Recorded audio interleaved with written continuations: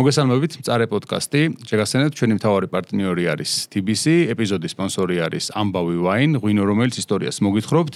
და სხვადასხვა ერთი ახალი პარტნიორის დაგვემატა ამ ეპიზოდიდან, ეს არის Classroom G, ახალი პლატფორმა, სულ ახალი გახსნილია, სადაც სტუდენტები და მოსწავლეები პოულობენ საუკეთესო მასწავლებლებს, ხოლო მასწავლებლებს შეუძლიათ მიიღონ დამატებითი შემოსავალი, ან იმუშაონ უბრალოდ ამ პლატფორმაზე და ასწავლონ სხვებს. მოკლედ რომ ვთქვათ, საგანმანათლებლო პლატფორმა ახალი ჩაეშვება მალე და მწარე პოდკასტის მომხმარებლებისთვის არის აქ ასევე გარკვეული ბენეფიტი. პირველი 100 მომხმარებელი მიიღებს უფასო 6 თვეს, გამოიყენეთ პრომო კოდი podcast და დარეგისტრირდით Classroom G-ზე და შეძლებთ ჩვეულებრივ გამოყენებას. ლინკები და ყველაფერი დანარჩენი მითითებული იქნება პოდკასტის და ყველაზე ხშირი სტუმარი ასე მიგებს. ყველაზე ხშირი სტუმარი მიიღებს უფრო ხანგრძლივ დაკლებას კიდე. ჩვენი დღევანდელი სტუმარი არის თორნიკე შარაშენიძე, ჩვენთვის ერთ-ერთი ყველაზე მეტ ეპიზოდშია ნამყოფი ალბათ მწარე პოდკასტზე და უამრავ თემაზე გვაქვს ნასაუბრები და ანდრო გოცირიძე, რომელიც პირველად გვესტუმრა, მაგრამ იმედი მაქვს, რომ შემდგომში ხშირად გვესაუბრება, იმიტომ რომ ის ძალიან ბევრ საინტერესო საკითხზე მუშაობს. ის არის უსაფრთხოებისა და დაზვერვის სპეციალისტი, რომელიც ასწავლის კავკასიისა და საქართველოს უნივერსიტეტებში, ნამუშევარი აქვს საქართველოს თავდაცვის სამინისტროში და სხვადასხვა უწყებებში.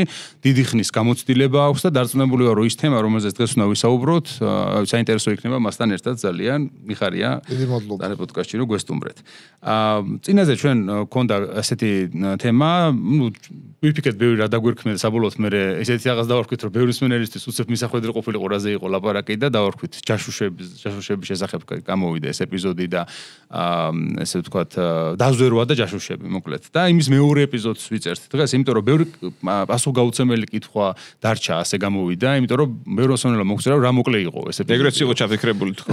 ხო, ეგ იმიტომ რომ გაგძელდეს და ხოლმე. თქო, ყველაფერს ერთი იმაში ვარ მოყვებით კაც ეპიზოდში ახლა. უამრავი საინტერესო რამაა მოსაყოლი და თანაც მაგრამ 1 საათი მეგონი საკმაოდ ისეთი კომფორტული ისაა ხოლმე დროა რომ ჩვენთვისაც რომ არ დავიღალოთ ხოლმე ძალიან ჩაწერის პერიოდში და მსმენელისთვისაც რომ მოისმენს რა ყველაფერს 1 საათში და მე თუ რა საჭიროა მე დავამატებთ რაღაცებს. ამავე დროს ამ ეპიზოდში ჩვენ მანამდე გავაკეთე ანონსი რომ კითხვები შეგიძლიათ დასვათ და ზოგიერთ კითხვას მე აქედან რაზეც აი შესაძლებელია ასე თუ ისე პასუხის გაცემა ეპიზოდში უპასუხებთ მეთქი და ესეც გავაკეთეთ ზოგიერთი მონიშნული მაქვს და აუცილებლად გაეცემა დღეს ამას პასუხი. პირველ რიგში მოდი ბოლოს ჩვენ და იცი რა ზოგადი მიმოხილვა გავაკეთეთ, მე ფილმებზეც ვისაუბრეთ და შემდეგ, მაგრამ ძალიან ბევრ თემაზე ალბათ შეიძლება რომ მიუბრუნდეთ და მოდი რადგან ქრონოლოგიურად მინდა ასე თუ ისე რომ მივყვეთ. პირველი კითხვები რაზეც იყო, ეს იყო მეორე მსოფლიო ომის პერიოდში გერმანულ დაზვერვაზე სხვადასხვა ზოგიერთ ჩვენ მსმენელს გაუჩნდა კითხვა რომ აი რატომ იყო გერმანული დაზვერვა ასეთ მდგომარეობაში, არ იკითხებაო ასე, ანუ ჩვენთან მესამე რა საკმაოდ პოზიტიური ის აქვს პროპაგანდა გამხრივ, რომ ძალიან ძლიერი იყო დაზვერვაში, სამხედრო საქმეში, წარმოებაში, ტექნოლოგიებში და ასე შემდეგ, ხო? ნუ ბევრ რაღაცაში მართლა ძალიან მაგრები იყვნენ, ხან მაგას ვერ იტყვი, ხო? მაგრამ აი დაზვერვაზე რადგან შეგახსენე წინაზე რომ კანარისის ძირგამომთხრელი საქმიანობა იყო დაკავებული ფაქტობრივად და ნუ ამას გარდა ბევრი სხვა იყო კიდე ასე, იმიტომ რომ ჰიტლერის მართლობით ყველანი არ იყვნენ კმაყოფილები, ხო? და ყველანი არ იყვნენ მისი მომხრეები რეალურად მართლა. მოდი დავასუსტოთ. მომხრეები უფრო იმიტომ არ იყვნენ, რომ ხვდებოდნენ, რომ ავანტიურისტული პოლიტიკით გერმანია მიიღება დაღუპვისკენ. ხო. ჩემი აზრით, ანუ ის კი არ იყო, რომ ეს ხალხი აღშფოთებული იყო დიქტატურით და ებრაელების დევნით. ჩემი აზრით კი არა, ეგრე იყო ალბათ. არამედ ხედავდნენ, რომ ცოტას და ეს კაცი გადაჭეხავდა ქვეყანას.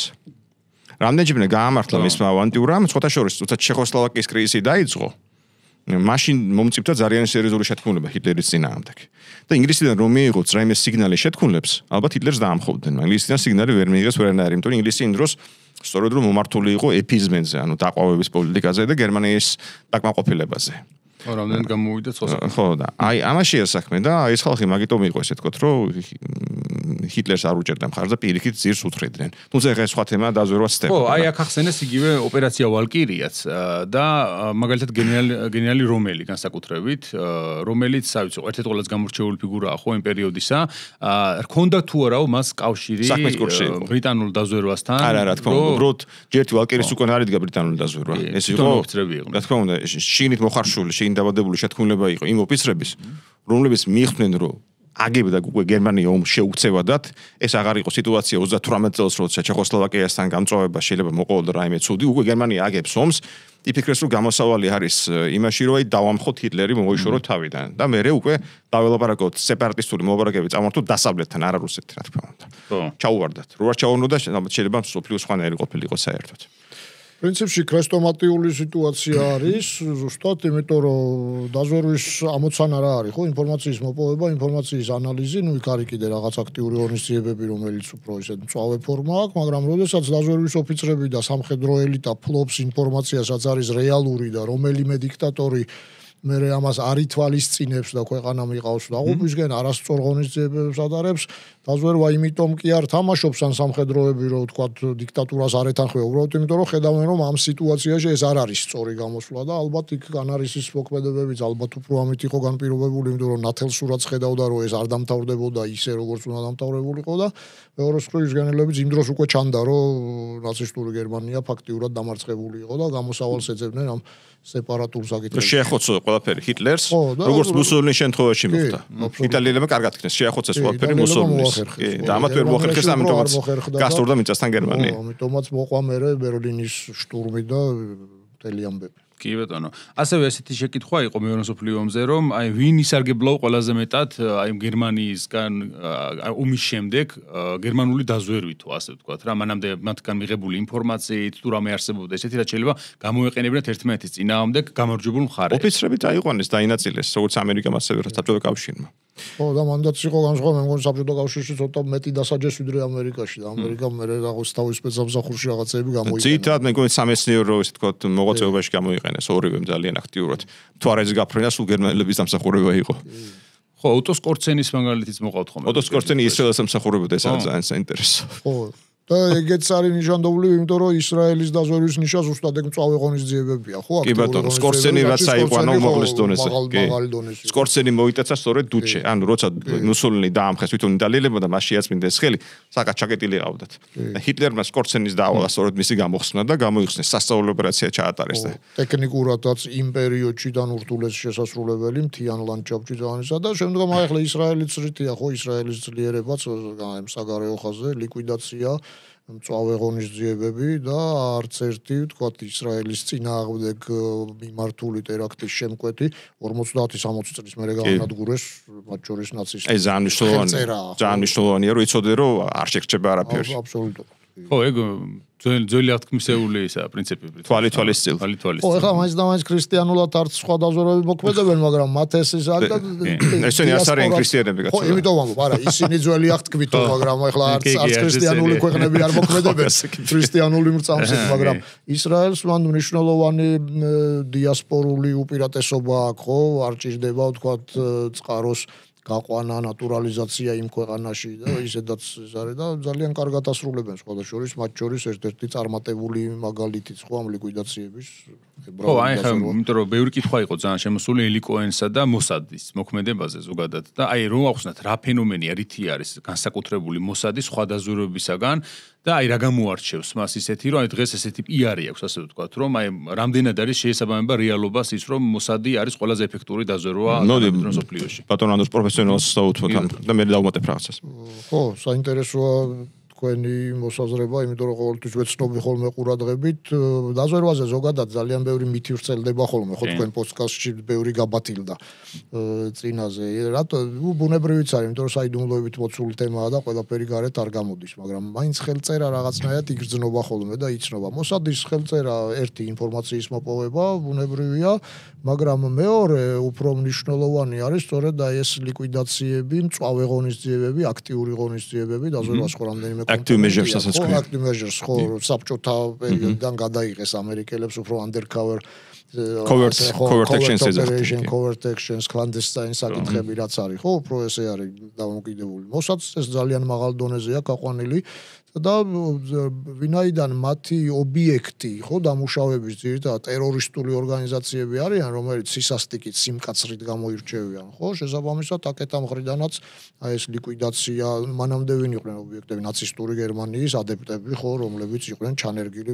ძირითადად სამხრეთ ამერიკაში სხვა ქვეყნებში და იმდენად ისინი თვითონ არა ადამიანურ საქმიანობაში იყვნენ ხილებული რომ მოსადის ხელწერაც არის მათი ლიკვიდაცია არტაკილობს აფეთქებას მკვლელობას მუშაობას, სხვადასხვა მწვავე ღონისძიებას, რაც პრინციპში ეხლა დაზვერვა არ არის თეთრი ხელთათმანებით და ხო რაღაც იმით სახელმძღვანელო ქრისტიანული ან თუნდაც რომელიმე რელიგიური პრინციპებით, ამიტომ საკმაოდ აქტიურია და საკმაოდ ესე წარმატებული, მათ შორის შიდა კონდაზვერვაც მაგალითად ერთ-ერთი პირველი რაც ახლა ტექნიკურ საკითხებში ხო ისედაც ბევრი წინსვლა აქვს, მაგრამ მაგალითად მობილური ტელეფონით ტერორისტების აფეთქებები ხო, აი ეს წინაპარი შემდგომ პეიჯერებით ჩატარებული ოპერაციისა, ხო, იქ დაინერგა და სხვა შორის საქართველოში კომაროვ დამთავრებულმა იყო ესეთი გენერალი იცხაკ ილანი, წიწუაშვილი, რომელმაც თბილისში კომაროვი დაასრულა, შემდგომ იქ წავიდა და საკმაოდ ისე დაწინაურებული იყო შიდა კონდაზვერვით საქმიანობაში, უფრო მეტად შინბეთის მიმართულებით, ჩვენ მოსაც ვიცნობთ, იმიტომ რომ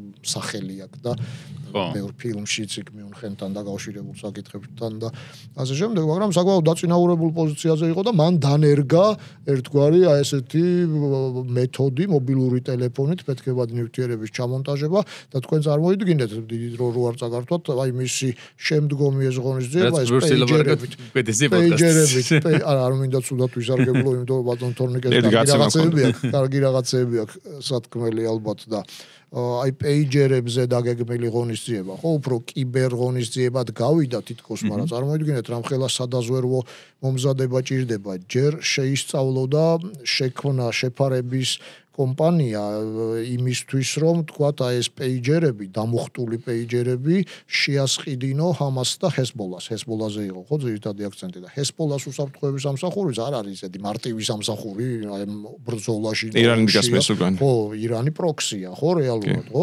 წარმოიდგინეთ, დადგინდა ყველა მეთაური. შეიქმნა სრულმაგიერი კომპანია, რომელიც რამდენიმე წელი ცდილობდა აი ეს უნგრეთის და სხვა ქვეყნების გავლით მიეწოდებინა ეს პეიჯერები. პეიჯერებმა გაიარა ჰესბოლას და იგივე ირანის უსაფრთხოების სამსახურების ფილტრი და აღმოჩნდა რა რომ პეიჯერში არის ჩამონტაჟებული ფეთქებადი ნივთიერება, არსებობს ასეთი TENS ეძახიან რუსები და PATN ქვია პენტაერიტრიტი უფრო დასავლურ წყაროებში ნივთიერება, რომელიც მოქმედებს სითბოზე და ელექტრულ მუხტზე მარტო. აი მაგალითად ტროტილი ამაზე არ მოქმედებს, ტროტილს აფეთქება ჭირდება, ხო, ჰექსოგენს ჭირდება სხვა ტიპის, თქვათ, ინიცირება. ეს მოქმედებს სითბოზე. ჩამონტაჟდა შიგნით და ის მიკროსქემა, რომელიც უნდა გახურებულიყო ჩვეულებრივი მოქმედებისას არ ხურდება, ხო, მიკროსქემა და ვირუსული პროგრამა მალვე არის იყო შეყვანილი იმისე, რომ გაეცხელებინა იმ ტემპერატურამდე პეიჯერი, რომ მომხდარიყო ამის ინიცირება და აფეთქება და ახლა ჯიბეში აფეთქება იმდენად შეიძლება არ დააზარავს, იმიტომ რომ დიდი მუხტი ხო ვერ ჩაიდება, ხო, იქ და შეიძლება უბრალოდ რაღაც ფეხზე და ამიტომ ზარი ერთდროულად განხორციელდა, რომ პეიჯერის ზერი რას ნიშნავს, რომ სახესთან უნდა, ხო, უკვე და პირდაპირ სახეს. ახლა ეს ესე მოსაყოლად ალბათ 50 წლის მერე შეიძლება წიგნი დაიწეროს, მაგრამ წარმოიდგინეთ, ამის უკან რამხელა ოპერაცია დგას მთელი მსოფლიოს მასშტაბით, იქ ავსტრალიის, ახალი ზელანდიის, სხვა ქვეყნების გავლით, რაღაც მეშვიდე ქვეყნიდან შეტანა და ამას ხო დიდი ინტელექტუალური მოხერხება ჭირდება და ეს არის სწორედ ამგვარი ოპერაციებია ისრაელისთვის დამახასიათებელი. კი. მე რაც დავუმატებ, ესე რაში არის მოსადის თავარი ძლიერება. ძალიან შეკრულიერი ებრაელები, ხო? ჩვენ წინა პოდკასტში ვილაპარაკეთ იმაზე, რამდენად მნიშვნელოვანია, რომ არ მოხდეს ღალატი დაზვერვისნაირ ორგანიზაციის შიგნით. და ამიტომაც არის, რომ არჩევენ, აი ძალიან ისე ფაქიზად არჩევენ თანამშრომლებს, რომ არ მოხდეს ღალატი, იმიტომ რომ ანგრევს ორგანიზაციაში შიგნიდან. მოსადს ალბათ ეს საფრთხე ყველაზე ნაკლებად ემუქრება, იმიტომ რომ ეს არის ერი დღემდე იბრძვის გადარჩენისთვის, ეხლა ბოლოს შესაკეთებენ, მაგრამ მე არ მომწონს ეხლა იქ პალესტინაში, მაგრამ ფაქტია რომ იბრძვიან გადარჩენისთვის, ჯერათ რომ არიან ესე თქვა რჩეული ერი და ეს განაპირობებს იმას, რომ იქ ღალატი თითქმის გამორიცხულია. და ასე შეკრული ორგანიზაცია როცა ყავს, ის რა თქმა უნდა იქნება წარმატებული, იმიტომ რომ ეს არის მთავარი საფუძველი წარმატების. შეკრულობა და ღალატის, ესე თქვათ, არ ქონა გამორიცხვა აქვს რა. კი. ხო, იმიტომ რომ რამდენიმე მოტივატორია ყოველ შემთხვევაში, რაც ისე ხო, უკვე ღია წყაროებში გასული რაც არის, აი წყაროების შექმნის, ხო, რა შეიძლება იყოს ფინანსები, ფინანსური მოტივაცია, კომპრომატი და აი ის მოტივაცია, რაც იდეოლოგიური და იდეოლოგიაში ხა თუ ეროვნული მოტივია მით უმეტეს, ხო? მინდა ეს არის ეს ყველაფერი.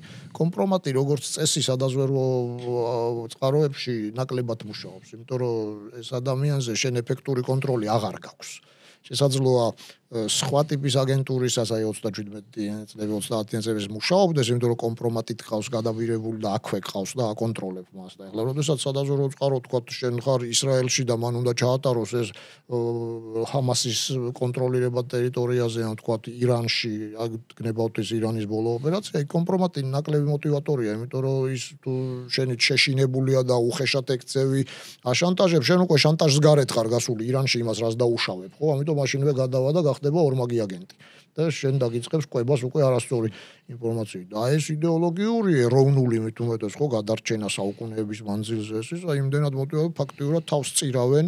ეხლა წარმოიდგინეთ თქვენ ირანში აი ამ დრონების ოპერატორი ისრაელის ხო ირანის ტერიტორიაზე თავი გაწირა. ხო, თავი გაწირა, ხო? და ჩვენ არც ვიცით ეს ალბათ შეიძლება ბევრი მათგანი კიდეც დაიღუპავ თქვა, ხა ეს არ ვცელდება ამგვარი ინფორმაცია. ელი კოენიც მაგის მაგალითი იყო, თავი გაწირა კაცმა. ხო, გადადო თავი ის გმახსენდება ხოლმე ადამ მიცკევიჩის ცნობილი პოემა არის კონრად ფონ ვალენროდი ეგეთი როცა პოლონური წარმოშობისა გახდა ტევტონთა ორდენის მაგისტრი და იქიდან შიგნიდან მოშობოდა ასე ვთქვათ ანგრევდა რა ორდენს ესე გამოვიდა რაღაცნაირად და თითქოს აი ეგეთი მაშინ ლიტერატურაში ხატრულ ლიტერატურაში პირველი ეგეთი სახე არის ორმაგი აგენტისა რომელიც ეს ეს ხო ბიბლიიდან მოდის პონ ვალენროდი იყო ბიბლიამდეც იყო რა თქმა უნდა ხო თავისთავად ხო თავისთავად ასევე ძალიან ბევრი შეკითხვა იყო იმაზე ანუ რომ მე უბრალოდ ამ კითხვებიდან გამოვიტანე ესეთი აზრი რომ რა არის ზუსტად აი დაზვერვის აგენტი არ არის კარგად გააზრებული ანუ აგენტი რას ნიშნავს რას გულისხმობს და რა არის დაზვერვის აგენტი მე მოკლედ ვიტყვი იქნება მე რანდრომ გაშალოს ესე იგი არსებობს დაზვერვის ოფიცერი რომელიც მუშაობს თავის ქვეყნის დაზვერვაში და არსებობს ორმაგი აგენტი რაღაც ქვეყნის მოქალაქე რომელიც ჩვენ გადმოვიბირეთ და ჩვენზე მუშაობს აი ეს არის ძირითადად პრინციპში დაზვერვის აგენტი ორნაირი შეიძლება იყოს ორივე მოსულა აგენტი შეიძლება დაუძაღოს შენ დაზვერვის თანამშრომელსაც დაზვერვის ოფიცერს რომელიც შენ თანამშრომელზე მუშაობს და იმასაც ორმაგ აგენტსაც ხო უკვე შეთანხმების საკითხია რა ისეც ეძახიან და ისეც ამ აგენტს საქართველოს ესეც ეძახიან აგენტს ეგრევე აი ეს საერთოდ სიგიჟეა იმიტომ კრემლის აგენტიდან მოყოლებული 80-იანის ბოლოდან გახარიაც აგენტი იყო მახსოვს სალომე ზურაბიშვილის გრიგოლ ვაშაძეც სააკაშვილიც და რა ვიცი კიდე არ გამორჩეს ვინმე არ ეწყინოს ხო ყველა აგენტად გამოაცხადეს ვისაც რაღაცა ის ქონა წონა ამ ქვეყანაში ხო აგენტი რეალურად ანუ მიდგომებზე აღქმაზეა ხო აი დასავლეთში აგენტს ეძახიან მაგალითად ლეგალურ ოფიცერს დაზვერვისას FBI-სას პირიქით მათ წოდებებიც კი ესეთია ხო სპეციალური აგენტი სპეციალური აგენტი უფრო მაღალი დონეა ვიდრე ჩვეულებრივი აგენტი არ ეძახიან წყაროს ანუ აგენტს იმგაგებით რაც საბჭოთა სინამდვილეში იყო. საბჭოთა კავშირში და ეს გადმოეცა საქართველოსაც აგენტს აქ ნეგატიური კონოტაცია, იმიტომ რომ ჩვენ ვიცით რომ აი აგენტების მეშვეობით 30-იან წლებში და მანამდეც რეპრესიები ხორციელდებოდა, მერე იყო თქვათ იქ რაღაც სადამსჯელო ღონისძიებები რაღაცები და საქართველოში აგენტმა შეიძინა ნეგატიური კონოტაცია და ეს რასაკვირველია არის ძალიან საწყენიც, იმიტომ რომ ის წყაროები რომელიც ყავს დაზვერვას და რომელიც არის შეუფასებელი წყაროები ამას რო ისმენენ მე ძალიან მწყინს ხოლმე მაგალითად როდესაც პირდაპირ აი ეხლა შერას ძამბობ თორნიკე პირდაპირ ეთერში ხალხი ერთმანეთს წაესევა და შეაგენტო აი ესე დამამცირებლად და შენ ხარ სუსის კუდის ამის იმის აგენტი შესაძლებელია ეს სამსახურები ზოგიერთ შემთხვევაში ცდებოდნენ თავისუფლებამოსილებას და ეს დასასჯელია და დასჯადია და ამაზე სამართალი ყოველთვის იქნება როდისღაც მაგრამ მე იმას გულისხმობ რომ ესე დამცირებით ანუ ეს იმ სპეციალურ ძალებს და საშუალებებს ძალიან ანგრევს იმიტომ რომ ადამიანი რომელიც სამშობლოს ემსახურება და ხშირად ისეთ საფრთხის შემცველ გარემოში როგორც თქვა ჩვენ ახლა ისრაელზე ვთქვით მაგრამ საქართველოსაც ყავს ამგვარი ხო რომელიც მტრის ზურგში მოქმედებს და მას ესმის რომ მას ესე დამამცირებლად შეურაცხყოფელად მე თითქოს შიფრავენ რომ აი შენ მე ვიცი ნამდვილად რომ ხარ ესე იგი ის ფიქრობს რომ ესე იგი ჩემზეც იცის ხო ვიღაცა მაშინ და ესეთი რაღაცები ჩვენთან აგენტს ეს უარყოფითი კონოტაცია რაც შეეხება ორმაგ აგენტად კლასიკურად ითვლება ადამიანი რომელიც რამდენიმე ქვეყნის დაზვერვაზე მუშაობს ძალიან რთულია დადგენა რეალურად ვინვის ემსახურება წარმოიდგინეთ თქვენ ყავთ ადამიანი ან გადაბირებული ან ოფიცერი ჩვეულებრივ რომელიც მუშაობს საზღვარგარეთ და თქვენ მას აკონტროლებთ მხოლოდ თქვენი ანალიტიკური უნარებით და კიდევ რაღაც გადამოწმებების საშუალებით ამიტომ ხშირად ადამიანებს რომელსაც უცხო ქვეყანაში გამოიჭერს ხოლმე კონდაზვერვა გადაიბირებს მას და ის შენ გაწვდის უკვე მცდარ ინფორმაციას იქიდან. გაწვდის მცდარ ინფორმაციას. ის რომ შენ ეს მცდარ ინფორმაცია არ მიიღო და სახელმწიფო პოლიტიკა ამის მიხედვით არ შექმნა ეს შეცდომები აკაემხელა შეცდომას ამ მიზნეზე გაძლევს უკვე კილომეტრობით შეცდომას, ხო?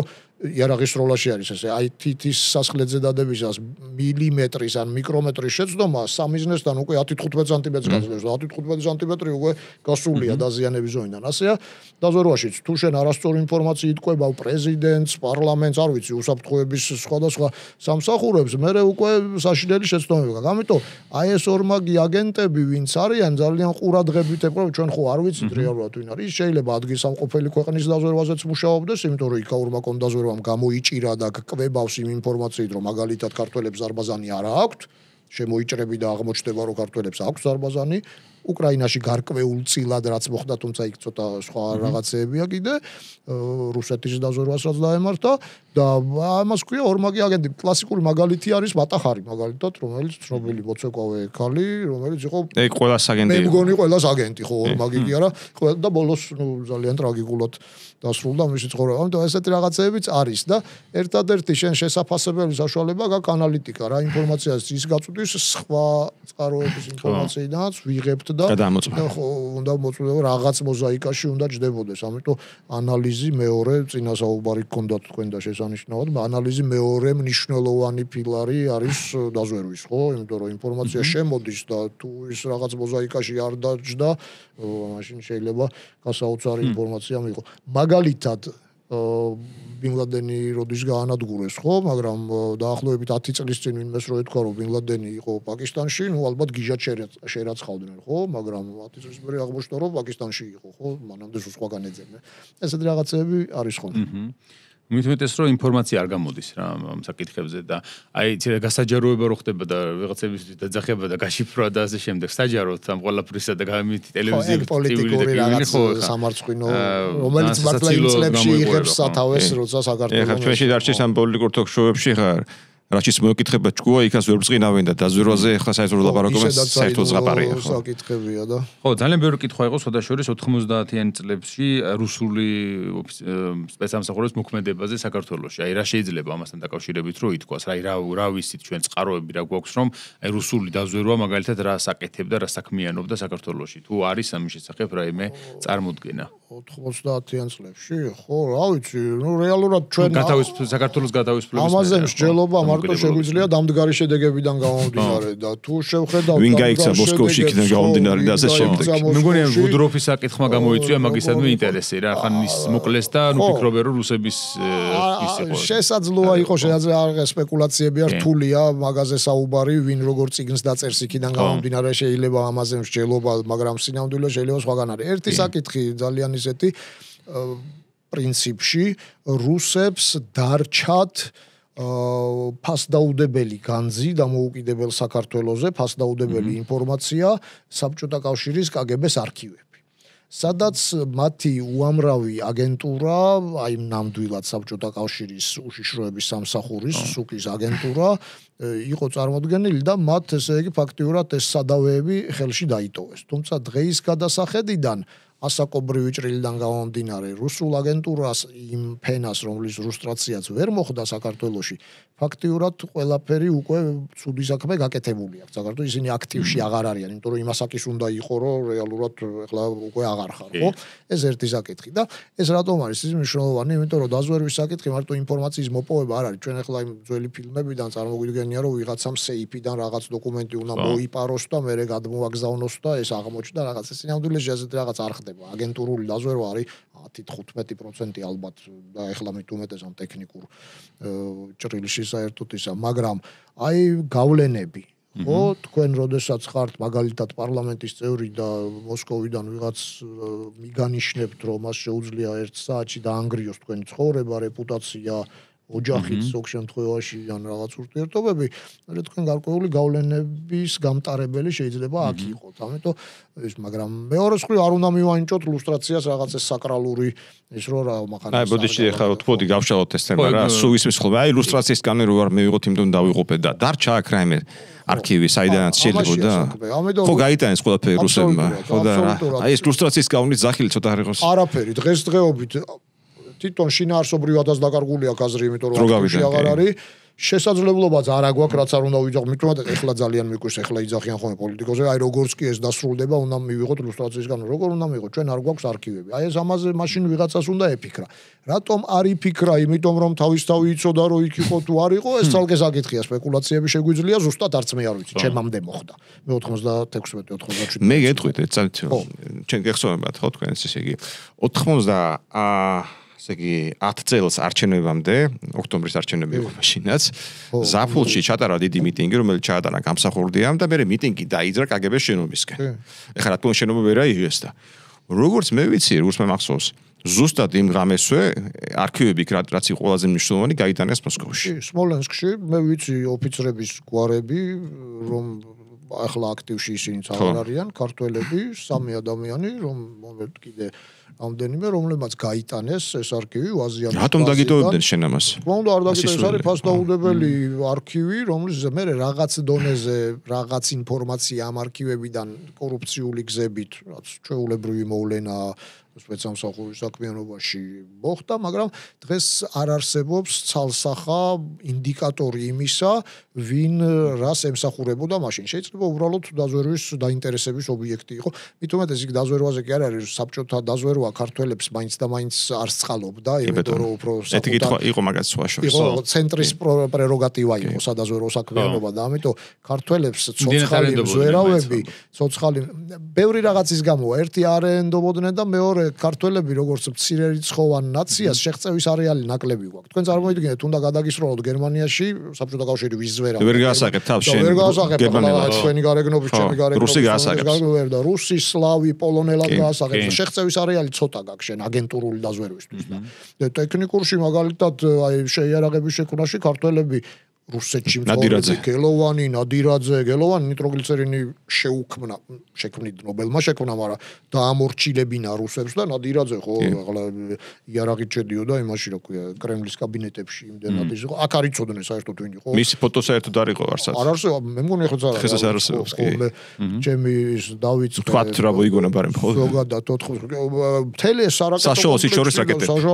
მისი შექმნილია და მე პირველი წლები ჩემი აი ამ თანამშრომლობის ხო სახელმწიფო უსაფრთხოების სექტორთან ვიყავი სამხედრო ცენტრში დელტა არის, ეხლაც არის ესეთი, მაშინ ფეთქებად ნივთიერებებს ვაკეთებდით კუსტარულად საქართველოში და იქ რუსულ საიდუმლო ჟურნალებში წავიკითხე აი გელოვანის სტატიები, ნადირაძეზე გარკვეული სტატიები, ოღონდ დახურული საიდუმლო სამეცნიერო სტატიები და ჩვენ მაშინ არ ვიცოდით ვინ იყო და როცა აქ ჩამოდიოდა თურმე ოჯახის წევრებთან აღარ მახსოვს ვინ ხავდა აქ ხო სპეციალურ ვეჩე იყო მაშინ სპეცკავშირის ისა მიდიოდნენ ამონტაჟებდნენ მასთან სახში მე მოხსნიდნენ წაიღებდნენ იმიტომ რომ დაცვით დადიოდა მოსკოვში თავის ბინაში წარმოედგინე ხო ანუ უაღრესად დაცული პიროვნება იყო მაგრამ აგენტურულ დაზვერვაში ქართველებს არ ახალისებდნენ და ჩვენ სულ თითზე ჩამოსათვლელი მზვერავები ყავს საბჭოთა კავშირიდან შემორჩენილი იყვნენ ახლა მათი სახელები ახლა ღია უკვე ესეთი ნუ ლეგალური არალეგალურ ფრონტზეც მე აკადემიაში წასწავლი და ზოგი ოღონდ სულ თითზე ჩამოსათვლელი 2-3 ადამიანი და ამ ხრივ ჩავარდნა გვაქვს მე ჩვენი დაზვერვა რეალურად შექმნა კონტრდაზვერვა უშიშროების სამსახურში ახლა თვითონ ჩვენი ძველი ხელმძღვანელებიც დაზვერვის შევარდნაძის დროინდელი ხელმძღვანელის ვიძახი ძირითადად კონტრზვერავები იყვნენ ყველა კგბ-ს მეორე სამმართველო კგბ-ს ხო მაგრამ ინაურზე იყო კითხვა და მოდი ერთ რამეს ვიტყვი ხა ინაურზე რაც მე ვიცი რაც მე გავეცანი ესე თქო მემუარებს ზვერავების როგორც საბჭოთა ასე ამერიკელების დაზვერვაში მანდამაინც არ ჩანს მაგრამ მე ვიცი პრაქტიკულად პირველ წყარო შვილისგან ძალიან საინტერესო ადამიანი ხო უბრალოდ ვერ დავასახელებ სახელს და გვარს რომ ინაურმა ძალიან დიდი მომაწილეობა სერიოზული ესე თქო მომაწილეობა მიიღო ხრუშჩოვის განეიტრალებაში და დაპატიმრებაში აქ გაგრაში ისვენებდა ხრუშჩოვის სამთავრობო რეზიდენციაში და რეალურად ხრუშჩოვი აქ დააკავეს გაგრაში და მე დაკავებული ჩაიყვანეს მოსკოვში და იქ პოლიტბიუროზე მოხსნეს. ანუ ეს კი არ იყო ჩავიდა და ექციუბრიზად დახვდა. და როგორ მოხდა დაკავება ძალიან საინტერესოა. გაგრაში იმყოფება სამთავრობო სანატორიუმში სამმაგი დაცვა არის. ბოლო დაცვა არის მისი პირადი დაცვა. და რამდენიმე დღე მიდიოდა დაცვის განეიძრალება. ჯერ პირველი 2 შრედაც იყო ჩაანაცვლის ადგილობრივი კადრებით. რომელიც ერთგული იყო კგბ-ს იმფრთის, რომელიც იყო ჩართული ხრუშჩოვის წინააღმდეგ შეთქმულებაში, მათ შორის ინაური საქართველოს კგბ-ს უფროსი და ყველაზე რთული იყო განეიძრალება ცხადია მისი პირადი დაცვის, რომლებიც იქნებოდნენ ელიტის ელიტა, ხო? რა მოხდა? ფაღარათი შეყარეს, რაღაც ჩაუყარეს საჭმელში. ესე მოხდა განეიტრა. აი აქტიური ღონისძიება. კი ბატონო. და ამაში იყო ჩართული ინაური ძალიან სერიოზულად. ისევ და ისევ პირველ წყაროს ვერ დავასახელებ, ოდესღაც შეიძლება. ხო, თუნებას მოწევს. მან რაღაც ტენდენციები შეიძლება მსმენელს აინტერესებს, ახლა შეიძლება ერთი შეხედვით პირველი თეზა რაც თქვა ცოტა უცნაურად ჟღერდეს, იმიტომ რომ ჩვენთვის ინაური არის სახე, ხო? არ ვამბობ პოლიტიკური პრეფერენციებით, ანუ უშიშროების სახე, მაგრამ იცით რა მინდა გითხრათ? უშიშროების საკითხებში ძალიან ხშირად ამართლებენ თვითნასწავლი ადამიანები და წარმატებას აღწევენ, იმიტომ რომ არ იყო აი ამ კლიშეში, რასაც იქ აკადემიები გასწავლიან, ცუდი არ არის აკადემია, მაგრამ იქ მაინც უკვე გასწავლიან ეს და ინაური ჩვენთვის KGB-ს სახეა, ვთქვათ, განსაკუთრებით იმ თაობის, ვინც მე 9 აპრილში რაღაცნაირად ის იყო, KGB-ს სახე იყო და რო შეხედავთ, თვითონ ასეთი უნდა იყოს KGB-ს, თვითნასწავლი იყო. ინაური იყო სამხედრო პირი, გენერალი, ჩვეულებრივი სამხედრო, რომელსაც უშიშროებასთან არანაირი შეხება არ ჰქონდა, ანუ სპეცსამსახურის მუშაობასთან, ძერჟინსკის სკოლასთან, ხო, მაგალითად, ხო? არანაირი შეხება არ ჰქონდა, რომელიც ჩამოიყვანეს აქ ძალიან ვაჟკაცური თვისებებით ხასიათდებოდა და დაწინაურდა ჩეჩნეთის და ინგუშეთის მიმართულებაზე ამ რა ქვია აბრაგების დევნაში, მაშინ პრობლემა იყო ჩეჩნეთში და ასე შემდეგ და პირდაპირ ლეგენდები, ნამდვილი ამბები, ოღონდ ლეგენდარული ნამდვილი ამბები არსებობს, როგორ მოახდინა შტაბ-ეჭდილება, როცა აი პირდაპირ უნდა მოეკლათ ამ აბრაგებს თქვათ და ანუ ზურგი შეაქცია და გაიარა რა, გაატარეს რომ მოეკლათ და იქ ჩეჩნეთში მაინც იმ წლებში იყო ესეთი ვაჟკაცური რაღაც, ამაში დიდი სახელი გაითქვა და შემდგომ დაინიშნა აქ უშიშროების მინისტრად, მე მგონი 53 წელს თუ 40 უკვე ომის კარგახნის რაღაც ეგ. ანუ ხრუშჩოვის დროს დანიშნულია, მინიმუმ ხრუშჩოვის დროს დანიშნულია. სტალინის დროს არა, ხრუშჩოვის დროს დაინიშნა, მაგრამ როგორც ჩანს, მე პირადად არ ვიცნობდი, მე უკვე ხმა სიბერეში მოვესწარი, თან არ მუშაობდი მაშინ, მაგრამ როგორც ჩანს იყო ძალიან საღი გონების და ძალიან ისე ადამიანების მართვა ძალიან კარგად იცოდა, როგორც ჩანს, შიშიც ჰქონდათ, ბუნებრივია, მით უმეტეს ახლა თორნიკე რასაც ბრძანებს ხრუშჩოვის ოპერაციის მერე, ეს შეიძლება ჩვენ არ ვიცოდით, თორე იქ ხო შიგნით თანამშრომლებში გავრცელდა, ხო, ეს კაცი რისი გამკეთებელია და რა ძალები და საშუალებები აქვს და უაღრესად დიდი პატივისცემით იმ დონეზეც კი რომ დიდწილად ინაურის ეფექტმა განაპირობა აი შევარდნაძის რაღაც მოქმედებები, ვთქვათ, იგივე იქ თვითმფრინავის ბიჭებთან დაკავშირებით შეურიგებელი პოზიციის დაჭერაზე და რაღაცებზე, იმიტომ რომ ინაური ძალიან დაფასებული იყო საბჭოთა ხელმძღვანელობის მხრიდან და მე ესეთი რაღაცაც გამიგია, რომ შევარდნაძე როგორც კი ჩამოვიდა, შევარდნაძე უფრო შინაგან საქმეთა სამინისტროს პროტეჟე იყო იქით ამ მხრიდან. პირველი რაც გაუკეთებია ძველი თანამშრომლებისგან ვიცი, არ ვიცი რამდენად მართალია. როგორც წესი რაღაც არის ხოლმე, პირველი რაც გაუკეთებია, იქით ანდროპოვისთვის უთხოვია, რომ ესე იგი ის რა ქვია, ეს ბატონი ალექსი ნიკოლოზის დაბერდა და დამსახურებულ პენსიაზე ხო არ გაუშვათო და იმათმა ადგრეს და უთხრეს ინაურს. ხო და მე ვის დაემუქრა პენსიაში გაშვება, დამუკრებია თვითონ შევარდნაძე და ეს იყო იმის უკანო ამბობენ, რის გამოც შევარდნაძე მათ შორის ნოდარ დუმბაძის თხოვნით, მათ შორის აი მწერლების თხოვნით ვერ მოახერხა შეწყალება ეთხოვა პრინციპულად აი ამ თვითმფრინავის ბიჭებზე, იმიტომ რომ მაშინვე ესე იგი დაუდებდნენ, ანუ ამას გამოიყენებდნენ, რომ არასათანადო პრინციპული ასეთი რამ მსმენია. არ მოუკლავს თავი მაინდა-მაინც შეწყალებით კი. ხო, ინტელიგენცია ძალიან დიდ პატივს. რომოინდოვინა ალბათ მოახერხებდა. ხო, შემთხვევაში არ ჩანდა რომ დიდად მონდომებული იყო. მე ესე მსმენია, არ ვიცი რამდენად. კი, არ მოინდობა ნამდვილად კი. ხო. და სხვა შემთხვევაში ინტელიგენციას ძალიან დიდ პატივს სცემდა, იყენებდა, ხო, ძალიან. ნაწილობრივ მის შექმნელიც იყო მაშინ ინტელიგენცია. ხო, ეს ნოუ-ჰაუ იყო მის. ხო, აი ესეთი რაღაც. საინტერესო ფიგურაა ხო ნამდვილად. ჩვენ საბჭოთა პერიოდის საქართველოს მოღვაწეებს ძალიან ცოტა ვიცით საქართველოში. აკრძალულივით არის რამის რა.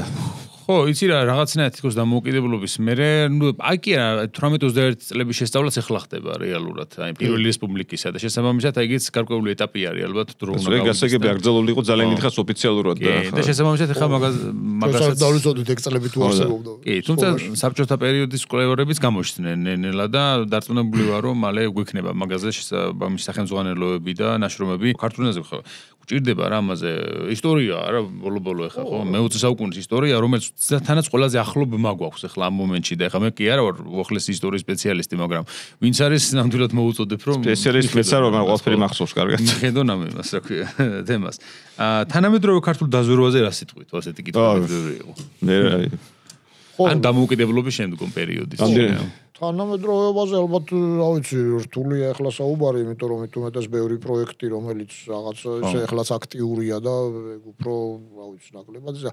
ყოველ შემთხვევაში ერთი ის არის, რომ დაზვერვა ყველაზე ნაკლებად პოლიტიზირებული სამსახურია პოლიტიკური კონტროლის თვალსაზრისით, თორე რეალურად სწორი დაზვერვის პირობებში დაზვერვა არის პოლიტიკის შემქმნელი, ხო ასეა, დაზვერვაზე დაყრდნობილი ინფორმაციაზე უკვე პოლიტიკოსებმა სწორი გადაწყვეტილებები უნდა მიიღონ, დარწმუნებული, მაღალ ინტელექტს საჭიროებს ბუნებრივია და ახლა დარწმუნებული ვარ, რომ საქართველოში ეს თითით ესე სანთლით საძებარი ნამდვილად არ არის, ამგვარი ხალხი არსებობს. უბრალოდ სწორი პოლიტიკური ორიენტირებია საჭირო და ბევრი რაღაცას ახლა როცა ვხედავ, ისეთ რა პოლიტიკური ხელმძღვანელობა ყოველთვის უფრო სწყალობს შიდა პოლიტიკით დაკავებულ სამსახურებს. აი უშიშროებს. Deep states. ხო, deep state ვიდრე საგარეო დაზვერვას. ორი რაღაცის გამო, ერთი რომ საგარეო დაზვერვიდან ბევრი რაღაც ისეთი ჩანს, რომელიც ხშირად პოლიტიკოსებს არ მოწონთ, რომ ჩანდეს აი კანარისზე რაც თქვა თორნიკემ კანარისი ხედავდა რომ ის კრახი იყო ჩემი აზრით ახლა მასთან არ მისაუბრია ჩემი აზრით და პოლიტიკოსებს ეს არ მოწონთ გახსოვთ როგორ მიჩექმა პუტინმა ნარიშკინი ხო და როგორ თან საჯაროდ გამოიტანა უკრაინაში შეჭრის წინ სხვა შორის საინტერესო არის წინ ნარიშკინი ესვერის უფროსია და ესვერი მუშაობს ყოფილი საბჭოთა კავშირის გარეთ. უკრაინაში არ მუშაობს. ამაშია საქმე. უკრაინაში FSB მუშაობდა და გერევა, ხო? FSB, კი. ხო და ნარიშკინი ალბათ იცოდა, რომ ამ შეჭრას მოყვებოდა მძიმე რეაქცია გარედან და ამიტომაც იყო აშკარად შეშფოთებული. ამიტომაც და თან ვერ გავედა, თან მან საინტერესოა, მათი ურთიერთობა საინტერესოა, ნარიშკინი თავის დროზე, ხო, ძალიან ძველი და თავის დროზე პუტინზე გაცილებით უფრო ადარიონი რუსები რო იტყვიან მზვერავი იყო, იმიტომ რომ ბრიუსელში მუშაობდა, ნატოს წინააღმდეგ ჯაშუშობდა და პუტინი შიდა კონდაზვერვის ხაზით იყო, ოღონდ GDR-ში. გერმანიის ანუ მეგობარ ხო, მეგობარ ქვეყანაში. ეს ერთი საკითხი და მეორე, მიაქცევდი ყურადღებას, საბჭოთა კავშირი და მისი მემკვიდრე რუსეთი ის ქვეყანაა, რომელიც ჰოკეის მატჩებსაც კი 5 წუთის დაგვიანებით აჩვენებენ, ხო? იმ 72 წელს ინციდენტის მერე, 72 წელს პრაღის გაზაფხულის მერე ჩეხეთმა მოუგო საბჭოთა კავშირს და ერთ-ერთმა ჩეხმა ჰოკეისტმა მოძმე ქვეყნის ამ პირდაპირ ეთერში ჰოკეი მანამდე პირდაპირ ეთერით გადმოიწვევდა და უხამსი ჟესტი გააკეთა. აი ეს ჰოკეის ჯოხი ამოატრიალა და კალაშნიკოვივით დაუარა, იმიტომ რომ ნაწყენები იყვნენ კაცო გაანადგურეს პრაღაში. ამის მერე საბჭოთა კავშირში დაინერგა ასეთი პრაქტიკა, რომ 2 წუთის დაგვიანებით ხდებოდა პირდაპირი ტრანსლაციებიც კი, რომ თუ რამე იყო ცენზორი იჯდა და ამოჭრიდა. აი ამ ტრადიციების მქონე ქვეყნებში თქვენ წარმოიდგინეთ რომ არ დომებოდა პუტინს ნარიშკინთან ამ შეპასუხებას პირდაპირ ეთერში ვინ გაუშვებდა გაეპარათ თუ რა მაგრამ ეს იყო ზუსტად ის რომ საგარეო დაზვერვას ჩაარტყეს მოდი ესე ვთქვათ იქაურ იმაზე იქ მართალია მუშაობდა GRU და FSB ძირითადად იმიტომ რომ ჩვენც მათ შორის განგვიხილავს როგორც მისი დაფარვის ზონას და საგარეო დაზვერვა მუშაობს გარეთ და მან არის ზუსტად ეს მომენტი აი კორუფცია პოლიტიკური კორუფცია და პოლიტიზაცია როგორც სპობს სპეცსამსახურს. სპეცსამსახური არის სარკე. ჩვენ ვიხედებით სარკეში. დორიან გრეის პორტრეტი ხო არ არის ხო რომ ლამაზი მათ ჩვენ 20 შიგნიდან ვიხსნებოდეს. სარკემ უნდა მითხრა ზუსტად ის რომ პირი მაქვს გაუპარსავი სიტყვაზე ან სადღაც რაღაც მაკიაჟი მჭირდება ან რაღაც მჭირდება, ხო? როდესაც შენ პოლიტიკური მიზნით იყენებ სპეცსამსახურს, პოლიტიკურ ხელმძღვანელობაზე ვსაუბრობ. შენ პოლიტიკურ დაკვეთას რო აძლევ ხშირად კანონსაწინააღმდეგოს. მაშინ მას გჭირდება რომ კანონსაწინააღმდეგო ბენეფიტებიც მიცი, ანუ კორუფცია და ბევრი ფული მიცი. ეხლა FSB-ს გენერლები რო აიღო, ყველაზე არ არიან უკანასკნელი მილიარდელები, მოდი ესე ვთქვათ რა, შეიძლება აბრამოვიჩის დონის არ არიან, მაგრამ ცოტა ფული არა აქვთ. შესაბამისად, ეს შენი სკამი უკვე მაგალითად უკრაინაზე პასუხისგებელი რომ ხარ, ხო, როგორც იყო მაგალითად გენერალი ბესედა, ეს სკამი ბევრი გიღირს, ხელფასზე მეტი გიღირს. და პოლიტიკურ ხელმძღვანელს უკვე იმ ინფორმაციას აწვდი, არა იმას, რაც სარკემ უნდა გითხრას, არამედ იმ ინფორმაციას აწვდი, რაც მას ეს სიამოვნება. იმიტომ რომ დიქტატორის ბუნებაც ხო ეგეთია, ახლა ჰიტლერს თუ ეთყოდი მაგალითად, რომ შენ საბჭოთა კავშირში ვერ მოიგებ, გაგაგდებდა და დაგიმთავრებდა. იგივე და უკვე აი ეს ჩაკეტილი წრე იქნება, რომ შენ უკვე დიდ ფულს შოულობ და იძულებული ხარ, რომ აი ამ დიდი ფულის გამო ინფორმაცია სწორი კი არ მიაწოდო ის გარკვეულწილად, რაც მას ეს სიამოვნება შენიღბო და დაახლოებით ეგ ინფორმაცია იყო, რომ 2 კვირაში გახვალ კიევამდე. Ну, ძალიან მარტივად ახლა იგ ბევრი. იმიტომაც დაიყარა თავები მერე. იმიტომაც დაიყარა ზოგი შინაპატიმრობაში, იმიტომ რომ მე როცა კრიზისი დგება უკვე. როგორც ჩანს, აბსოლუტურად მართალი ხარ, ნარიშკინმა გარედან საგარეო დაზვერვას, მით უმეტეს მე არ ვარ ჩართული ამ თქვენ სიტუაციებში და გეუბნები იმას, რაც არის. ვცდილობ გითხრა, რაც არის. მაგრამ ეგეთი ნათქვამი მე ეგრე ისჯება პირდაპირ ეთერში. პუტინსაც ხო აქვს დაზვერვაში მუშაობის გამოცდილება. ხო, ცოტა გადაჭარბებული გამოცდილება უნებრივია აქ. შიდა უსაფრთხოების ხაზით მუშაობდა გერმანიის დემოკრატიულ რესპუბლიკაში ლეგალური რეზიდენტის ფონზე საელჩოს ქვეშ, რას ნიშნავს იცით, ყველა მიცის რომ ხარ. არის ლეგალური რეზიდენტი, არის არალეგალური რეზიდენტი. ეხლა ჩვენ თანამედროვე მიდგომით, ეხლა საქართველოს როგორ აქ არ ვიცი, არ არის ხო ამაზე მსჯელობა ეხლა საჭირო, მაგრამ თანამედროვე მიდგომით ეხლა მეგობარ ქვეყანაში ყავს ოფიციალური წარმომადგენელი, რომელიც იქ სადაზვერვო საქმიანობას არ ეწევა, ხო ჩვენ ვიცი, მეკავშირე ოფიცერია ჩვენსა და მათ შორის. ეხლა საქართველოს როგორ არის, ვერ გეტყვით, არ ვიცი, მაგრამ ზოგადად აი ესეთი საკითხია გამიგეთ და მაშინ იყო ესე უბრალოდ რომ ყველა მიცოდა და ეგ არის ის ხალხი შეიძლება მსმენელს აინტერესებს, ვისაც მე ესე დასტად გაცვლიან ხოლმე. მაგალითად ამერიკელებმა თუ დაიჭირეს 5 წელი რუსი მზვერავი, მე რუსეთმა უკვე იცის, რუსეთის გონდაზვერვა, ვინ არის ლეგალური მზვერავი ამერიკელების და ხელმძღვანელობას პოლიტიკურს ან ლავროვს წარუდგენს, რომ აი გოცირიძე შარაშენიძე პირობითად ვამბობ, აი ეს ხალხი და იმად ლეგალურად პერსონა ნონ გრატად უკვე გამოაცხადებენ ნაუშევენ და ნამდვილ ჯაშუშს არავინ არ იჭერს. აი ეს არის კიდე საინტერესო და შენი ციგნები ძალიან კარგია მაგ ჭრილში რომ სწორად გამოჩნდება. ეხლა ჩვენ ხშირად ვდებთ ხოლმე მე ეხლა პოლიტიკური მეკერძოება არ მალაპარაკებს და ხელისუფლება სადაც საკრიტიკოა და სპეცსამსახური ვაკრიტიკებ, მაგრამ რატომ არ გამოგივლენიათ და დაგიჭერიათ რუსეთის აგენტი სისულელეა ხალხო მნიშვნელოვანი აგენტი რომ გამოვავლინო როგორ დავიჭერ ყავდეს და გავიგო რა უნდა რატომ ჯერ რომ დავიჭირო ტელევიზორში ხორნა გამოვიყვანო როგორც მოხდა ერთხელ ჩვენში დარჩეს ხო არ არის სწორი არ მორჩა გარეთ ან ემსახურება ეგ ყველაფერი კონკრეტულად შეიძლება სილის გაწვნა გინდოდეს ხო ნახეთ მარტივად რო აქვს რა მე ვიცი რომ განაცხადია რაღაცა მე ვიცი რომ თქვენ რაღაც გაინტერესებთ ჩემ შესახებ და ვიცი ეს ამბავი რომ თქვენ ჯაშუშობთ ჩემ წინააღმდეგ ხო ამის გამოვლენას მოვანდომე წლები აგენტურა ფული და ყველაფერი ეხლა მე რომ თქვენ დაგიჭიროთ მან ვინც თქვენ მოგაგზავნათ ჩემთან მისი ინტერესი ჩემს მიმართ ხო არ გაქრა ის გამოაგზავნის სხვას და სანამ მე იმას გავიგებ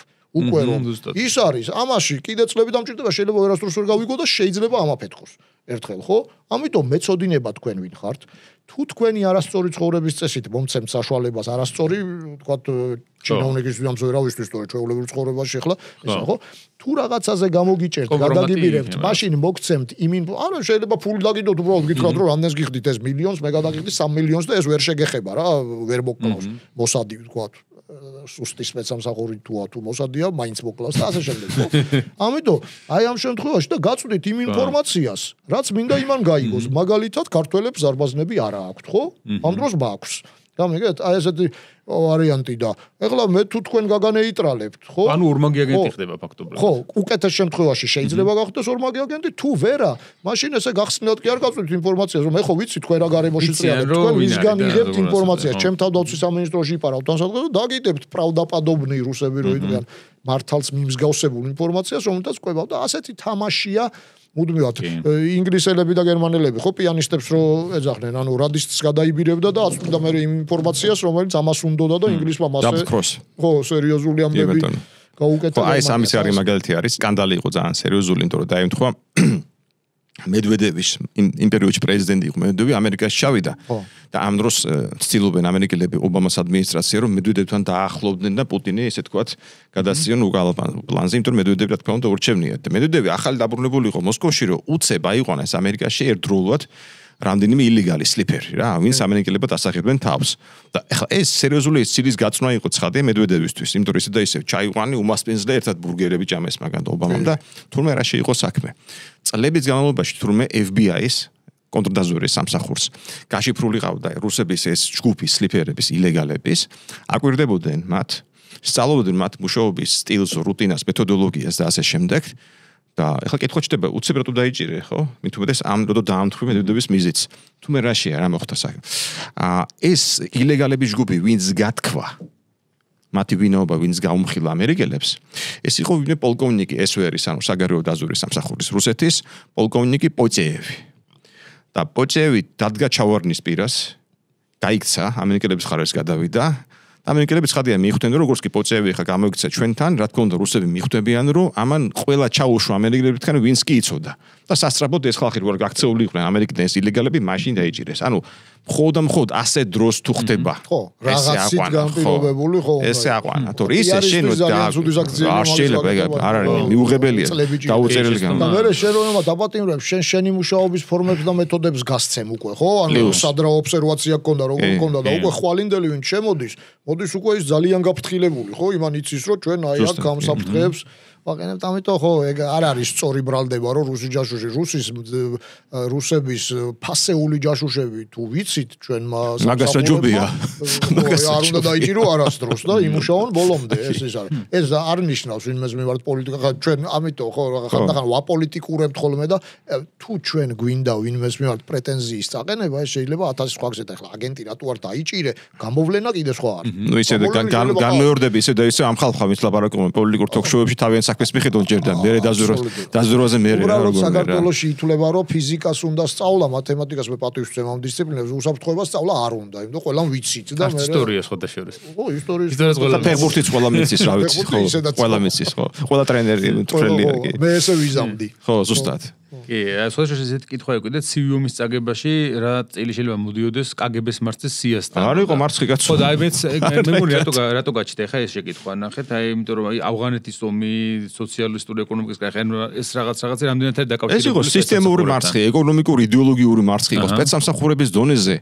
ეხლა იმიტომ რომ მოდი ერთ მაგალითს მოვიყვან რა, რო დამთავრდა ცივი ომი და გამარჯვება იზეიმეს დასავლეთში, ძალიან მალე დაიწყო CIA-ში კიდევ ერთი მოულჰანტი, ანუ ორმაგი აგენტის ზებნა შიგნით, იმიტომ რომ როცა გაშიფრეს რამდენიმე ადამიანი, მათ შორის ოლდრი ჯეიმსი, რომელზეც ვისაუბრეთ და კიდე რამდენიმე, მე დააფიქსირეს რომ CIA-ს კონდა ჩავარდნები და ეს ჩავარდნები არ შეიძლებოდა მოხდარიყო ოლდრი ჯეიმსის და კიდე იმათ ხელით, ვინც საკავებული ყავდათ, რომ მიხვდე რომ კიდე იყო ვიღაცა.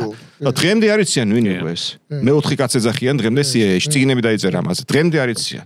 ეხლა ამის ფონზე როგორ მოუგო CIA-მ KGB-ს პირიქით 80-იანებში KGB-მ მოუგო, მაგრამ სხვა სფეროებში ისეთი კრახი ქონდა ქვეყანას. მე რომ მკითხო ალბათ მაინც ეკონომიკურ ტექნოლოგიურ ჩამორჩენა, იმიტომ რომ ეს რომ არ დაიწყებდნენ პერესტროიკას, რომელიც მოიტანა მე უკვე იდეოლოგიური ნგრევა, კი გაექცათ კონტროლი. რაც მოხდებოდა სხვა შენობის ნგრევას რო იწყებ გენგრევა. კი ბატონო, როცა არ იცით ამით უმეტეს. რა უნდა ქნა? თვითონ KGB-შნიკებს რაც შეეხება, თვითონ იმ წლების KGB-შნიკებს ყველა გახდა მილიარდელი. დაკეტეს ბევრი რაღაცა. ხო, იმიტომ მაშინ არ შეიძლებოდა დიდი თქვა იურმალაში მიეცათ ის რა ქვია საშვიკი არა რა ქვია საგზური მიეცათ ხო ნუ მაშინ ახლა მილიარდელი ვერ გახდებოდი ხო და 45 დღე შვებულება რაც ნუ ვიღაცას მეტი იყო და იქ კიდე CIA-ის ერთი რაღაც არის საინტერესო რომ აი ეს ამდენი ოლდრი ჯეიმსები და ასე ვთქვათ ეს მოლები მაქვს წაკითხული და ამერიკელებთან ურთიერთობის შედეგადაც ესე ხო როცა უყვებოდით რაღაც იმას იყო ესეთი ძალიან საინტერესო ლეგენდარული პერსონა მათი ენგლტონი რომელიც იყო შიდა უსაფრთხოების ხელმძღვანელი.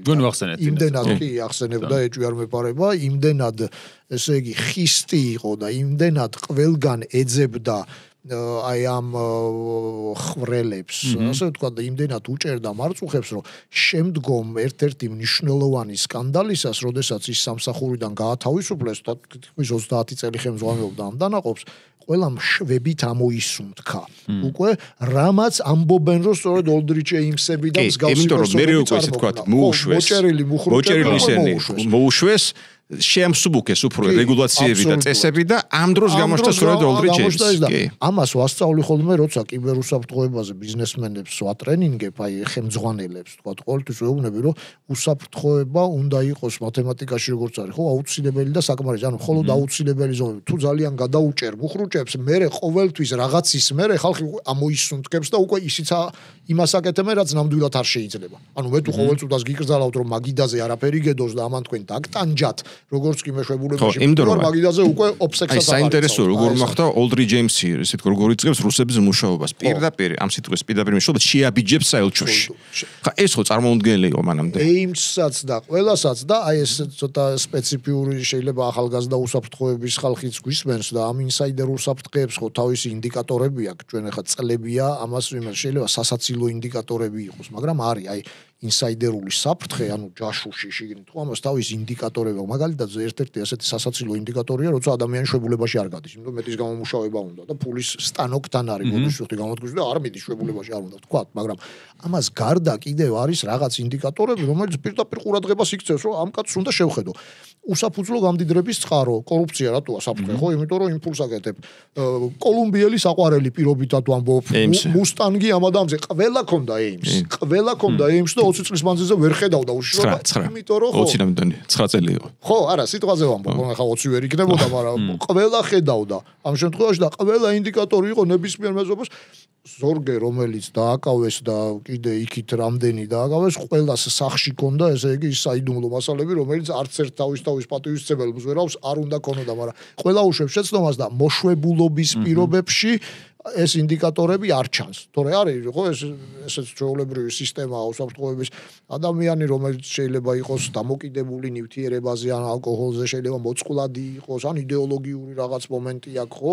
თქვათ ან რაღაც ესეთი, ან ყავს აი თავისი ანაზღაურებიდან განსხვავებულ ცხოვრების წესს მისდევს, ხო? აი ჩემი ხელფასი არის რაღაც beyond means. ამ რეინჯშია, ხო? ჩემი ხელფასი. მე რო ეხლა აქ არ მოვსულიყავი იმ მანქანით, რა მანქანითაც მოვედი და მოვსულიყავი რაღაც Porsche-ს ბოლო მოდელით, ალბათ ჩემ დამსაქმებელს ეჭვი უნდა გაუშვდეს, რომ ეს რაღაცას ხო და აი თუმეტეს დაზვერვის სამსახურებში. ყველა ეს ინდიკატორი არსებობდა, მაგრამ წლების მანძილზე არავინ არ უყურებდა, ზუსტად იმიტომ რომ ის იყო უკვე მოშვებული, რომ დაგვღალა ამ კაცმა რა, 30 წელი ეს რაღაცებს აკეთებდა და მოდი ახლა დავიშვენოთ. აი ესეც არის ცუდად დავუმთავრდით. აი მე მგონი ჯანჯიკები მოუჭირეთ ჩვენ და დავუმთავრდით გადაცემა. ხო, ერთი ისიც ვახსენეთ, რომ ჯულიან ასანჟზე დასვეს კითხვა, რომ მისი ურთიერთობა დაზვერვასთან საინტერესო იქნებოდა, იმიტომ რომ 19 წელი გავიდა WikiLeaks-ის გაშვებიდანო რა და ხო გაჟონა მაშინ ძალიან ბევრმა ინფორმაცია. როგორ დავბერდით არა? 19 წელი გასულა. უშინდელი დღეს ავიღო. დავბერდით. უშინდელი დღეს ავიღო მას. მე ბავშვობაში მაღაზიაში. ნუ ეხა შინგარი. ჩვენი ნაური გავხსენებია. ხო, რა შეიძლება მაგაზე ითქვას ამ ასანჟის იმაზე, რომ თუ არის ამ ინფორმაცია გამოვიდა, რომ მე ვისთან კონდა ურთიერთობა, ან ვისგან იღებდა ამ ინფორმაციებს. ვიღაცისგან იღებ ფაქტია, მაგრამ ნუ როგორ ჩანს არ ამხელენ და თუმცა არ ვიცით. შეიძლება ანდრობითიც არ ვიცი. მე ამას სიმართლე გითხრათ, რამე მნიშვნელოვანი ამასთან დაკავშირებით არ გამიგია. ხო, არა, მეც პირადად არ შემხვედრია, არასოდეს მაგაზე მსჯელობა რა. ჩავთვალოთ, რომ ჯერ ძალიან ადრეა, როდისღაც ალბათ სადღაც რაღაც გამო. ისევე როგორც აი მე რო თქვი 90-იანებში დაიწყეს CIA-ში ეს მოულჰანტი. გავიგეთ ამის შესახებ სულ 2-3 წლის წინ.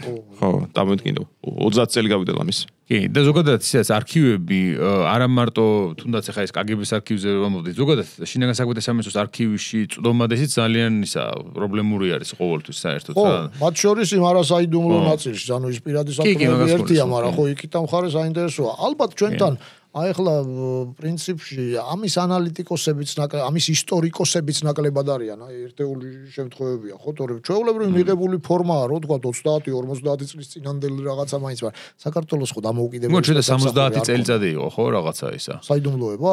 სხვადასხვა ტიპის საიდუმლოება, ზოგს 50 აქვს, ზოგი არასდროს არ იხსნება, არც უნდა გაიხსნას, ახლა მე ყოველთვის იქით ამ ხარის პოზიციას ვიჭერ ხოლმე, მაგრამ ეხლა რო ჩემ თავში ვიხსენებ რა კარგი რაღაცეები წერია იმ არქივებში, ზოგიერთი რაღაცის განსაიდუმლოება, ისტორიული სურათის აღსადგენა ძალიან კარგი იქნებოდა. მანდაც იმ პრობლემასთან მივდივართ. პოლიტიზირება ხდება ამ ყველაფრის და როცა შენ ამით მერე პოლიტიკურად ვაჭრობ, რომ შენ აგენტი ხარ ბიძია და შენ ისახარ არ გაასაჯაროებ, თორე ერთხელ და სამუდამოდ სახელების გარეშე, თუნდაც ისტორიისთვის ის საინტერესო რაღაცეები წერია, ადამიანს მოეწონება, მაგრამ ჯერობით ვაჭრობის საგნად. ხო, არა, ნამდვილად, იმიტომ რომ მე მახსოვს ერთ პროექტში ვიყავი ადრე, არქივების ღიაობაზე იყო პოსტსაბჭოთა სივრცეში. ანუ საქართველოს შედარება იყო სხვებთან. საპოსტსაბჭოთა ქვეყნებთან და ერთ-ერთი ყველაზე დახურული იყო საქართველოს არქივები შედარებითაც კი და ნუ მაგის მერე ხარ ამ შეიცვალა მე ეხლანდელ მდგომარეობაში არ ვიცი მე მგონი უფრო დახურული არის ეხლა მაგრამ ყოველ შემთხვევაში მნიშვნელოვანი დეტალია უახლესი ისტორიას როგორ შეგვეუბნებიან უახლესი ისტორიაზე რატო არ საუბრობთ რა იმიტომ რომ საარქივო მასალების გარეშე უახლესი ისტორიის შესწავლა არის წარმოუდგენელი აბსოლუტურად რა ამას შეიძლება ისეთი მკვლევარები რომლებიც მუშაობენ არქივებში. მით უმეტეს უახლეს ისტორიაზე და ეხა ეგ მარტივი საქმე არ არის არც საქართველოში და არც არა მარტო საქართველოში, არამედ საერთაშორისო დონეზე. ამიტომ წლები მაგავიდეს ჯერ კიდევ, რომ თანამედროვე ანუ რაც აინტერესებთ იქ ის ასე თუ ისე ვიღაც ისტორიკოსი დაждდეს და იმაზე საფუძვლიანი ფუნდამენტური ნაშრომი დაწეროს რა და დადოს, ასე რომ დაელოდეთ ცოტა ხანი კიდე რა. კონსტანტინე ნავსახურდიას ჰქონდა ეგეთი პოზიცია, რომ რომანი რო დაწერო, უნდა დისტანცირდე მოვლენებისგანო და ამიტომ უწერ დავით აღმაშენებელზე არ უწერ საქართველოს საშაროა თან ძალიან ეხა ახლო ისტორიაზე დაწერო რამე. ახლო კი რა დიდ გორზე რა ხდება და ხედა. თან იმაზე უნდა მოსმენა უახლეს ისტორიაზე და თან რამეს რო იტყვი მე იმაზე ერთია მოვიდა. საშაროა, იმიტომ რომ ყველგან ეს პოლიტიკური ის არის და ეხლა დასაწყისისთვის როგორც სწორად თქვა თორნიკებს, შენ აუცილებლად რომელიმე მხარეს უნდა იყო, არ შეიძლება რომ იყო დამოუკიდებელი ადამიანი და ნუ ხო, იმიტომა რომ ისტორია ეგეთ რაღაცებს პრინციპში ისტორიაც ხო ეგრეა ეხლა ხო. ვინც იგებს ის წერს ისტორიას ხო. გამარჯვებულები წერენ როგორც და ნუ პროპაგანდის სიარაღი ხდება ძალიან ხშირ შემთხვევაში. კეთის სუერთი ძამე თურქულ იმაში მაქვს წაკითხული სახელმძღვანელოში სპეცსამსახურს არ ეხება როგორ უყურებენ ასპინძის ბრძოლას. ჩვენთვის ხო ასპინძის ბრძოლა ისეთია, თურქებს ერთ-ერთ მაღალ სასწავლებელში ასწავლიან რომ მათ ერთ-ერთი ფაშა სანადიროდ მიდიოდა, რომელსაც თავს დაესხა ყაჩაღების ჯგუფის ამას კაცამდე და სამწუხაროდ აოტნა ეს ფაშამ ვერ გამოიჩინა თავი და მე არ ვიცი ძელზე გასვეს, არ ვიცი თავი მოაჭრეს. ანუ რაღაცა სასაზღვრო კონფლიქტი იყო, ხო ესე გამოდის. ხო, იმათთვის ახლა რა. ხო, არა და ნუ რუსეთ-ოსმალეთის ომის ნაწილია რა 1768 ის არის რომ შეიძლება აქეთ ამ ხრისტვის იყო, მაგრამ იქ იმ ფაშისტვის ეგრე არ იყო იმ ფაშასთვის და დაესხა თავს ის სანადიროდ მიდიოდა, ამათმა გამოიჭირეს ზუსტად იმ მანევრზე და ნუ ერეკლებმაც შეუტია. იზრა ეს ხო ჩვენ მეფეებსაც კარგად აფასებს. არ იყო ერეკლე ეგეთი უჭკუო და თავზე ხელაღებული იყო. 7000 კაციანი ამალი თუ დადიოდა სანადიროდ სათანადო პრობლემა, იქ რო სათანადო პირობები არ ქონოდა, არ დაესხმებოდა თავს 300 კაცი. დაინახა ეთყობა რომ მოუმზადებელი იყო და ტოტლებენის გარეშეც იმიტომ გადაწყვიტა არ მოიკლავდა ერეკლე ახლა იქ თავს არ იყო. ერეკლეს იმდენი ბრძოლა აქ მოგებული ახლა თქვა უნდა მაგდენ ჯგუფ ქონდა. თუმცა ახლა ასპინძი ერთ-ერთი ყველაზე მასშტაბური არის მაინც ერეკლეს ბრძოლებს შორის, წანისე დიდი არ არის რა თქმა უნდა მასშტაბებით, მაგრამ ყოველ შემთხვევაში საქართველოს იმ პერიოდის კავკასიის მასშტაბებში ერთ-ერთი დიდი ბრძოლა არის და რუსეთ-ოსმალეთის ომის. ნუ ახლა გასაგებია თურქული ისტორიოგრაფიას ცდილობს რომ მიჩქმალოს. არა, იცი რა, მაგას ყველა ისტორიოგრაფია აკეთებს, განსაკუთრებით ჩვენ რეგიონს ახასიათებს რა, ძალიან ძაფრად. ეგ კი არა, ახლა ინგლისი და საფრანგეთი აზენკურის ბრძოლაზე დღემდე მეშვებიან ერთმანეთს, რიცხვებს ხარვული და ისკანდერ მუში შაჰაბაზზე ისე რაღაცებს ამბობს, ამის შემდეგ ბოროდინოს ბრძოლა ახლა რუსებმა გამარჯვებად გამოაცხადეს. ასე რომ ხო ის არის, ამიტომ ისტორია გარდა იმისა, რომ არის ეს პროპაგანდა და არის კიდევაც ის რაღაც გამარჯვებულები წერენ და შემდეგ ინტერპრეტაცია არის პირველ რიგში რა. ანუ ჩვენი ისტორიკოსებიც რამდენი კაციც არსებობს ისტორიკოსი, იმდენი აზრი არის დიდგორის ბრძოლაზე, დავით აღმაშენებელზე, ერეკლეზეც, კწანისძეც და ასე შემდეგ და გარდა იმისა, რასაც სახელმძღვანელოში წაიკითხავთ, აკადემიურ ისტორიოგრაფიაში 100-ჯერ და 1000-ჯერ იმაზე მეც და ბევრნაირ ვერსიას წაიკითხავთ. ასე რომ ის რაღაცა ცრუ ცილის წამებებისა და რაღაცა ტალახის სროლას ზოგიერთმა ჯობია თავი დაანებოს და ცოტა მეტი წაიკითხოს, წიგნები გაეცნოს რაღაცას და ხო ამიტომ პროვოცირება ხდება ესე. ხო და ამიტომ დავანებოთ რა იმ რა ქვია დირიჟორებმა და საბოჯამში მეგონი კაგი რაღაცა ხდება, ისტორიის დოქტორებს თავი დავანებეთ. საბოჯამში კაგი რაღაცა ხდება. მეტი წაიკითხავს. კი, ზუსტად. დაინტერესდება ადამიანი წაიკითხავს და დასკვნას გამოიტანს. ხო, ანუ მაგა ეგ ყოველ შემთხვევაში უბრალოდ რა არის, პოლიტიკურ ინსტრუმენტად ხდება ხოლმე გამოყენება მე ადამიანების წინააღმდეგ, ასე რომ მოდი ჩავთვალოთ რომ ამაზე ისტორიკოსები აღარ მსჯელობენ უკვე სერიოზულად. დიდი მადლობა სტუმრობისთვის. აი ვიცი, ამ ბევრი საინტერესო ამბავი იყო, მე მგონი ეს. მე მგონი არ დავთვალებდი კიდე ხო? ხო, არა. იცი რა არის, ამისგან ეხლა ჯერ მარტო რამდენი პატარა სამოჭერა შემიძლია ვიდეოს, რომელსაც მე ვდებ ხოლმე საცაკეიმეებში ამბები. მე ხა გავამხილე ხო წეღან, ეს იყო ჩაბიქრებულიო, არ დავთვალებინა, პროვოცირება გვეხტინა. ხო, და რაც რა პრობლემაა დაუბრუნდეთ ამ თემას, კიბერუსაფრთხოებაზე შეგვიძლია ცალკე კიდე ვისაუბროთ მე რა უფრო დამატებით, იმიტომ რომ ეგეც ძალიან საინტერესო საკითხი არის და ეხლანდელ დროში რა ვიცი მე მგონი ძალიან მნიშვნელოვანი არის რა თუნდაც იგივე სახელმწიფო სამსახურებისათვის.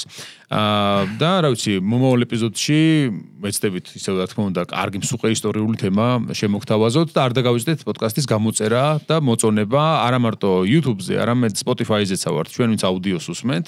განსაკუთრებით კომფორტული არის და რა თქმა უნდა Facebook გვერდზე TikTok-ზე კაციან, რომელიც სხვა შორის შენ არ გაქვს ასოციაცია. ხო, TikTok-ი სხვა შორის. TikTok-ი მე აქ ამ კაცის ვიდეოებს TikTok-ი არ ქონია თვითონ დავიმხილა. TikTok-ზე სხვა შორის ჩემმა მეგობარმა გააკეთა მწარე პოდკასტის გვერდი და პატარ-პატარა ამ შორტებს იქ ტვირთავს ხოლმე და შესაბამისად იქაც შეგიძლიათ. რაღაც ჯგუფი არის ვინც TikTok-ს უსმენს. ასე რომ ყველგან შეგიძლიათ, მაგრამ თავარი YouTube-ზე რა თქმა უნდა პოდკასტის სრული ეპიზოდი რომ მოვისმინოთ თავის ვიდეოთი და ყველაფრით YouTube-ზე უნდა შემოხვიდეთ. ასე რომ გვირჩევთ პირველ რიგში გამოგვიწეროთ YouTube-ზე. მადლობა კიდევ ერთხელ და სვენეს დავამშვიდობები.